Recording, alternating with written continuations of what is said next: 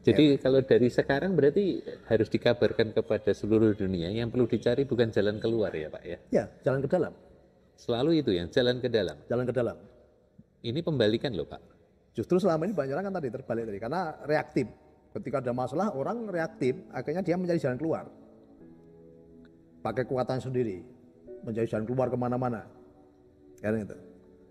Nah ini perlu digarisbawahi, orang itu semakin mencari jalan keluar, semakin besar masalahnya. Betul. Orang itu semakin mencari jalan keluar, semakin terpuruk. Orang itu mencari jalan keluar, semakin hancur. Maka rata-rata orang yang datang ke tempat kita itu udah nggak berdaya, udah nggak punya kekuatan, karena apa? Udah habis, orang udah mencari jalan keluar kemana-mana. Lah ketika udah nggak berdaya itu baru datang ke tempat kita gitu loh. Ya kalau nggak kalau masih Masih berdaya nggak berdaya datang ya, enggak, nggak ya, datang ya Pak. masih gaya ya. Ketika dia masih berdaya masih gaya dia. Gitu kan. Agak-agak enak juga nih dengernya sebetulnya. Terus Syukur tersadarkan ya. Tadi seperti itu kok. Jadi saya melihat bahkan ada orang yang sudah puluhan tahun ketemu saya waktu dia jaya, saya ngomong nggak digubris. Kenapa? Dia masih posisi nyaman. Jadi saya ngomong, saya memberikan materi pun dia nggak gubris, pret gitu kan. Kenapa? Dia posisi nyaman kok. Tapi akhir-akhir ini ketika terpuruk, diusir dari keluarganya, kondisi sudah tidak berdaya, baru ingat saya gitu loh. Baru mencari saya lagi kan gitu kan. Jadi terus ya saya pun tetap menerima dan nah itulah pembelajaran saya bilang itu. Ketika kamu dulu kuat, kondisimu nyaman, kamu dikasih pelajaran seperti apapun kamu nolak. Gitu kan. Makanya kadang kalau orang itu belum ditampar tadi, kita kasih materi kesadaran pun nggak akan masuk. Kita kasih materi sebagus apapun nggak akan masuk gitu. Nah makanya perlu ditampar tadi supaya tersadarkan. Akhirnya sadar kan, ini perjalanan yang dulu saya sudah kasih materi yang sama. Tapi karena waktu itu dia merasa masih nyaman, kekuatannya, egonya masih bisa mengatasi semuanya, omongan saya nggak digubris. Tapi begitu ada tamparan tadi, masalah datang bertubi-tubi tadi, baru ingat saya lagi. Baru mencari saya ke Salatiga kan itu kan. Ya.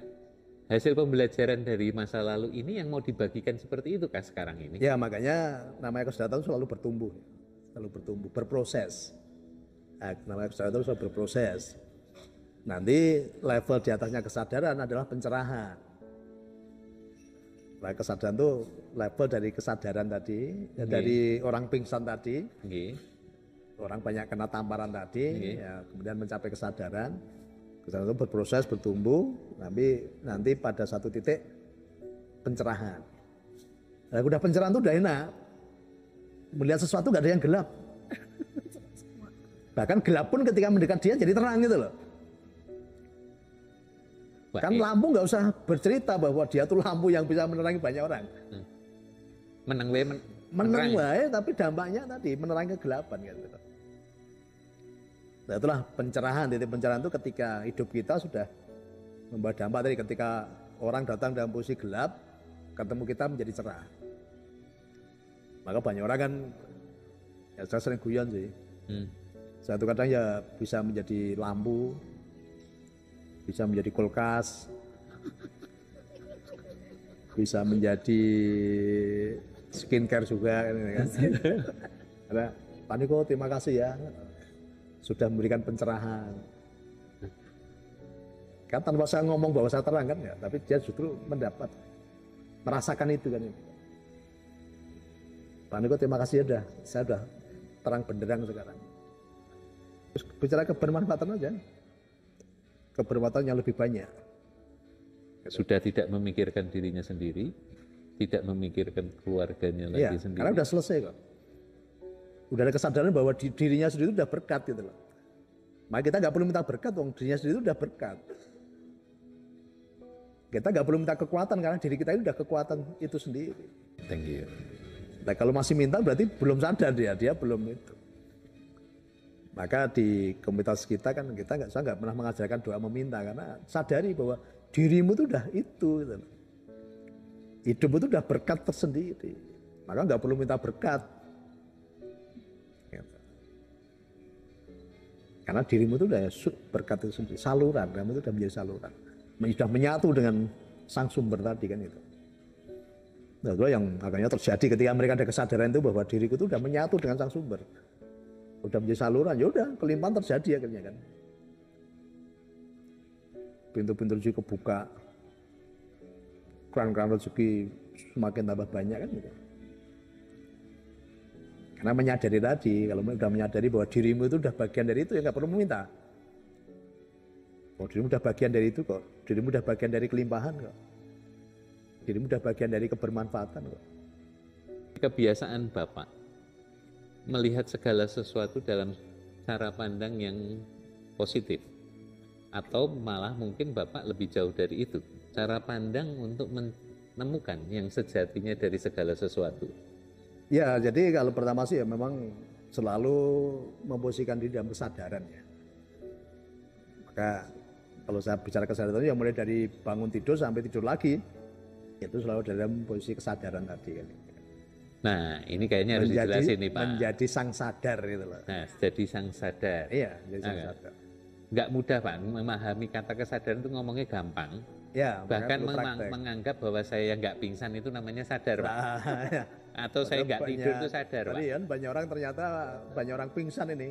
Iya Pak. Nah, banyak zombie-zombie sebetulnya. Nah, kelihatannya hidup tapi ternyata tidak sadar gitu loh. Tidak ada kesadaran. Maka ini diperlukan latihan, diperlukan juga teman atau partnership atau pembimbing lah ya kalau. Tapi sebenarnya kalau di tempat kami nggak ada. Ya kami orang-orang yang sudah disadarkan lebih awal akan mendampingi yang masih baru-baru gitu. Yang masih tidur, yang masih pingsan gitu ya. Yang tadi sudah ditampar.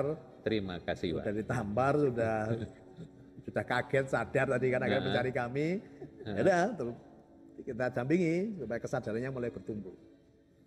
Nah, kesadaran itu sendiri apa Pak? Kalau boleh diberi penjelasan singkat. Ya tadi kesadaran itu selalu menyaksikan tadi loh. Orang yang sadar selalu menyaksikan, selalu melihat kan. Nah, tapi melihatnya dari sudut pandang yang baik, melihatnya dari sisi kebesaran Tuhan, melihatnya dari sisi karya-karya Tuhan itu loh. Terus jangan dalam setiap kejadian itu pasti ada karya-karya Tuhan yang disampaikan sebetulnya. Dalam setiap kejadian itu ada pesan-pesan Tuhan yang mau disampaikan. Jadi Bapak mau mengatakan cara pandang yang Bapak maksud ini bukan cara pandang manusia, tapi cara pandang Tuhan. Betul, cara pandang ilahiyah. Cara pandang ilahiyah tadi. Bahwa semua baik adanya. Tuhan itu kalau memandangkan semua baik adanya. Maka ketika penciptaan pun dia katakan semua baik adanya. Dan cara pandang Tuhan terhadap semua itu Tuhan katakan semua baik adanya. Jadi bukan cara pandang agamis ya Pak? Bukan, beda. Agama dengan Tuhan beda. Itu sekarang terbalik, agama yang menjadi Tuhan gitu loh. Agama yang menjadi Tuhan tadi, kemasan-kemasan yang menjadi Tuhan mereka tadi. Oke. Berarti dari pembicaraan kita dari tadi Nusantara, saya tidak membayangkan bahwa Nusantara kok akhirnya juga sampai pada soal kesadaran. Nah itu tadi Nusantara di awal bicara tentang keinginan leluhur kan, kalau keinginan maka ada menaklukkan, perang, ego, nafsu muncul kalau keinginan. Tapi yes, waktu itu zamannya emang seperti itu ya. Untuk menunjukkan kekuatan harus dengan action, harus dengan menaklukkan. Nah justru sekarang kita membangun tadi kekuatan dengan kesadaran tadi. Namanya kesadaran itu kita ini udah kuat gitu loh. Ngapain harus jadi lebih kuat kalau kita sudah menjadi? Iya, ngapain harus mengalahkan yang lain? Kita ini udah kuat kok. Malah justru harus menguatkan yang lain. Iya, justru karena orang kuat itu bisa mengangkat yang lemah, itu orang kuat. Bahkan kuat di sini, kuat di kesadaran dengan kuat masa lalu. Orang itu disebut kuat ketika dia bisa melakukan perlawanan atau bisa membalas, tetapi dia tidak lakukan, itulah orang kuat. Nah, kalau kuat zaman dulu kan harus dengan menunjukkan itu kan. Nah sekarang enggak, justru orang itu disebut kuat ketika seharusnya dia bisa mengalahkan, dia bisa membalas, dan dia punya kesempatan untuk membalas, tapi dia tidak lakukan. Itulah sejatinya kekuatan seperti itu. Berbicara leluhur, berarti kan yang sudah mendahului kita ya Pak? Iya. lupakan dulu Pak sama yang ajaran impor ya Pak ya. Ya. Karena kan kita kalau di sama yang impor ini itu sudah selesai urusannya Ya, dengan leluhur. ya. Tetapi Bapak ini malah justru kita urusan mencari ke dalam, malah Bapak semakin mau melibatkan para leluhur, gimana ceritanya Pak? Ya, leluhur itu kan sampai sekarang masih ada. Leluhur itu kan nggak pernah meninggalkan kita. Leluhur itu kan dari kata perjalanan ke ngaluhur. Artinya leluhur itu nggak pernah mati. Maka kalau pernah banyak orang kan, mungkin para pelaku-pelaku yang masih mencari Nusantara di luar sana tadi kan, pernah ketemu Mister ini di sini, pernah ketemu ini di sini. Ya bisa jadi juga gitu loh. Artinya apa yang sering kita sebut tuh ya masih hidup juga. Karena mereka masih peduli juga. Karena mereka masih menunggu tadi kesadaran anak cucunya tadi. Mengawal. Jadi mereka beliau pun belum akan meninggalkan kita kalau bangsa ini belum mencapai apa yang diinginkan para leluhur. Saya ulangi ya Pak, para leluhur sedang menunggu kesadaran kita. Menunggu kesadaran dan menyiapkan juga, makanya ada banyak pribadi-pribadi yang sudah terpilih untuk kejayaan Nusantara itu. Kalau leluhur pun sedang mencari juga, artinya mencari siapa ini yang akan menjadi bagian, dari kejayaan Nusantara nanti. Tapi itu harus didasari dengan tadi. Bagi orang lain sudah tersadar tadi, nggak akan berani menggunakan 1 rupiah pun untuk kepentingan pribadi. Makanya harus selesai dengan dirinya sendiri. Kalau belum selesai dengan dirinya sendiri ya nanti akan salah kelola. Oke. Akan salah kelola. Dengan begitu selesai dengan diri sendiri adalah pribadi-pribadi yang sudah bebas dari keinginan. Iya, sudah nggak ada keinginan. Hanya bicara tentang kebermanfaatan.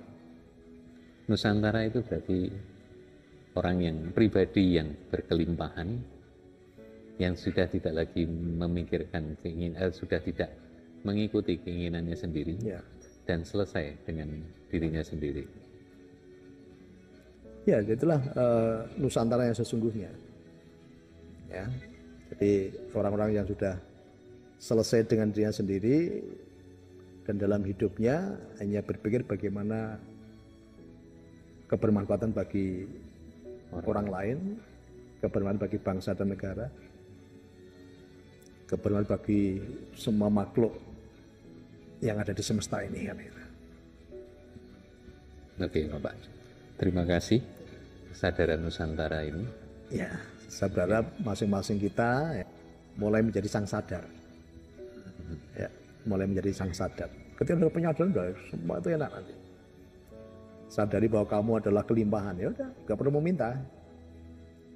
Sadari bahwa kamu ada kekuatan, ya udah, nggak perlu menaklukkan yang lain. Sadari bahwa kamu sudah pribadi yang bernilai, maka nggak perlu merendahkan orang lain. Kan? Kamu pribadi yang terpilih, maka nggak perlu menghakimi yang lain. Kan? Itulah kesadaran yang kita bangun melalui diri kita pribadi lepas pribadi. Nah, kami dari Salatiga menularkan ya, apa yang sudah kami alami, apa yang sudah kami rasakan ya, kepada banyak orang. Karena saya berharap masing-masing nanti juga menjadi pribadi-pribadi yang tersadarkan, yang akan bertransformasi di daerahnya masing-masing.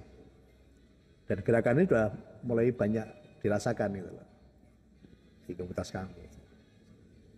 Menjadi sang sadar yang menyadarkan banyak orang. Oke, terima kasih. Terima kasih Pak Niko. Ya, untuk semua warga Nusantara, salam sehat berkelimpahan, sugih bareng, happy bareng, Nusantara Jaya.